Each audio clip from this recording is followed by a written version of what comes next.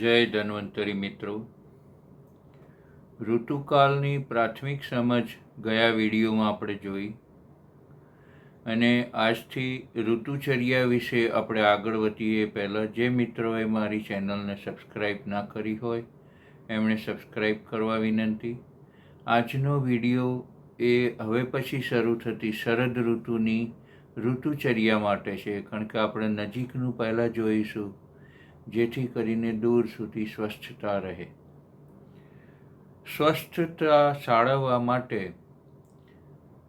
આપણે નાની નાની બધી બાબતોની ચીવટ લઈશું, જેથી કરીને દવાઓ અને રોગો સુધી પહોંચવું ના પડે. તો મિત્રો, તમે આરોગ્યની ચીવટ લેવા માટે કટિબદ્ધ છો અને હવે આપણે શરૂ કરીએ છીએ એ વિશેની ચર્ચાઓ. આજે લગભગ શ્રાવણ મહિનાના છેલ્લા અંતિમ દિવસોનો તબક્કો ચાલી રહ્યો છે. થોડાક જ દિવસોમાં આપણે ભાદ્ર માસ શરૂ થશે અને એ પહેલાં આપણે શરદ ઋતુની ઋતુચર્યા વિશે ચર્ચાઓ કરી લઈએ. 14 જુલાઈથી શરૂ કરીને ચાલતો આ સમય એ દક્ષિણાયન છે, જેમાં સૂર્ય દક્ષિણ આયન તરફ આગળ વધી રહ્યો છે અને વર્ષા ઋતુ પછી શરદ ઋતુ એ બીજો તબક્કો છે, જેમાં વિસર્ગકાળના આ સમયમાં વર્ષા, શરદ અને હેમંત ઋતુઓ છે એ પૈકી આ બીજા તબક્કાની શરદ ઋતુ છે, જેમાં ચંદ્રની શક્તિ પ્રભાવી હોય છે.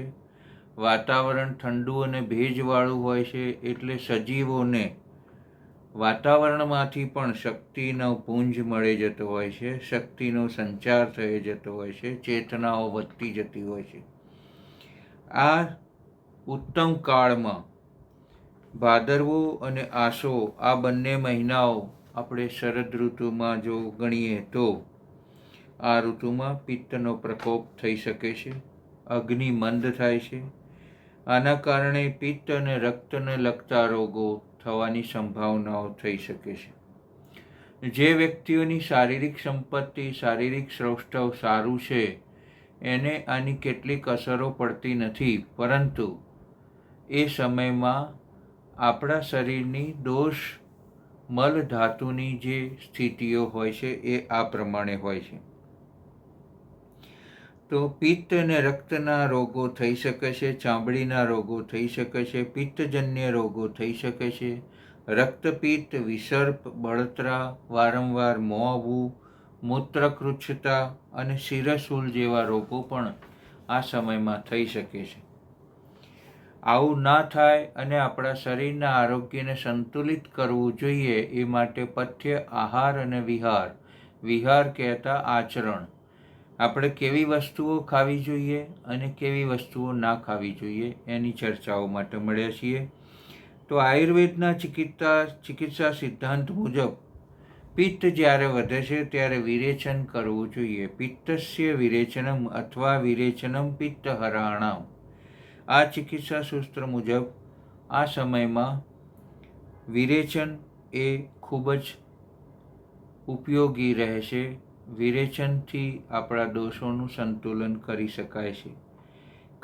ખરાબ થયેલા પિત્ત અને લોહીને બગાડીને વિવિધ રોગો ઉત્પન્ન કરતા આ સમયગાળામાં વિરેચન લઈ શકાય, હળવું વિરેચન. તો પથ્ય આહાર વિશે જોઈએ તો ભાદ્ર અને અશ્વિન માસમાં ગળ્યા, કડવા, તુરા રસ પ્રધાન આહારને આપણે વધારે પ્રમાણમાં સેવન કરવું જોઈએ. ઠંડા અને વૃક્ષ ગુણ પ્રધાન ખોરાક પણ વધારે લેવો જોઈએ. એમાં જોઈએ તો જૂના ઘઉં, સાઠી ચાવલ, જુવાર, બાજરી, લાલ ચોખા, જવ આ ધાન્ય ખૂબ જ ઉત્તમ પ્રકારના છે, એનું સેવન કરવું જોઈએ. શાકભાજીમાં જોઈએ તો સૂરણ, દૂધી, કાકડી, ભીંડા, પાલક, કારેલા, મેથી અને કોબીજ જેવા શાકભાજી લઈ શકાય છે. કઠોળમાં જોઈએ તો ખાસ કરીને મગ, વટાણા અને ચણા એ કઠોળો આ સમયમાં લઈ શકાય છે.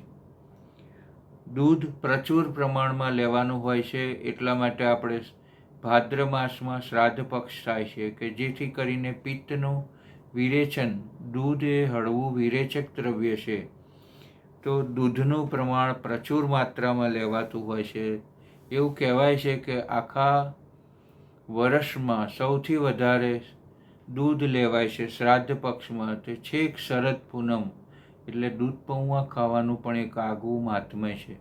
આપણી ધર્મ સાથેની રૂઢિઓ, પ્રણાલીઓ અને જીવનશૈલીનું ઉત્તમ વિચાર કરતા ઋષિમુનિઓ અને શ્રેષ્ઠ માનવોએ આ વ્યવસ્થા કરેલી છે કે આ સમયમાં આપણે દૂધની બનાવટો વધુ લેતા હોઈએ છીએ. તો દૂધ, ઘી, માખણ અને પનીર લેવું શ્રેષ્ઠ છે. આ સિવાય પીવાના પાણીમાં માટલીનું પાણી, નદીનું પાણી, ખસનું પાણી અને ઠંડુ પાણી પીવું ઉત્તમ છે. ઇતર વસ્તુઓ જોઈએ તો કોથમી, ધાણા, શરબત, જુદા જુદા પ્રકારના શરબત, વરિયાળી, જૂનો ગોળ, મધ અને સાબુદાણા ખાવા હિતાવહ છે આ સમયમાં.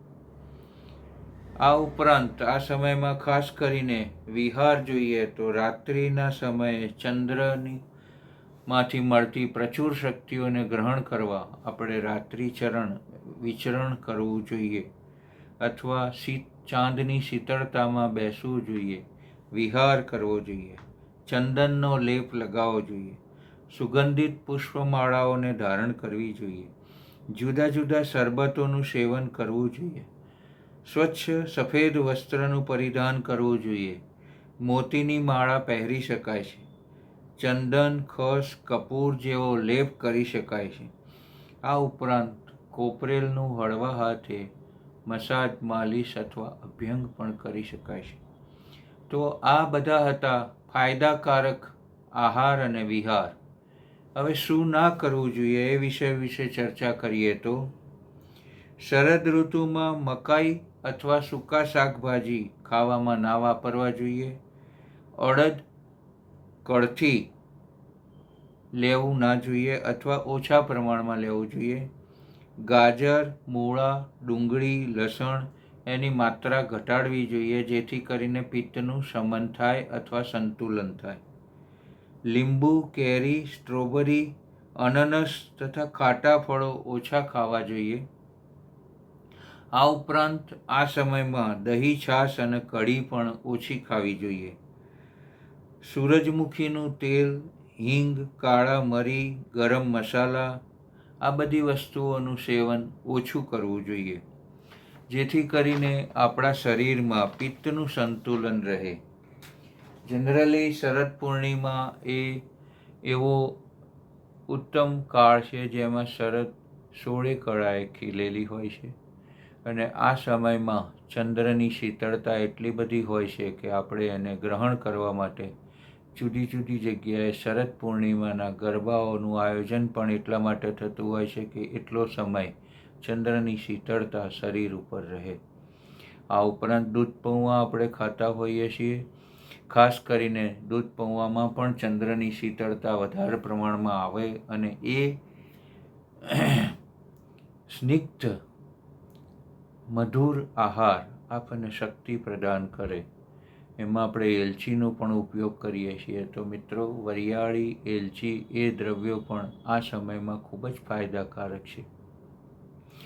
આપણી જીવન પ્રણાલી ઋષિમુનિઓએ એવી રીતે ગોઠવી છે કે જેમાં તહેવારોનું મહત્ત્વ પણ આપ્યું છે અને કયા સમયે કઈ વસ્તુઓ ખાવાથી આપણું શરીર વધારે સારું દીર્ઘાયુષ્યમાન રહેશે તો એનો વિચાર કરવો જોઈએ. માત્ર ઠંડા પ્રદેશોનું આંધળું અનુકરણ કરીને શરીરને બગાડવું ના જોઈએ. વિપરીતતા અને વિકૃતિ એ માંકડા મનને ગમે છે, પણ બુદ્ધિનો ઉપયોગ કરી આપણે આપણી સ્વાસ્થ્ય, સુંદરતા અને દીર્ઘાયુષ્યને, આરોગ્યને રક્ષણ કરવું એ બુદ્ધિનો સદુપયોગ છે. મિત્રો, મારી વાતોને તમે સ્વીકારશો અને આચરણમાં મૂકશો તો ચોક્કસ તમારું આરોગ્ય અને આયુષ્ય શ્રેષ્ઠ રહેશે.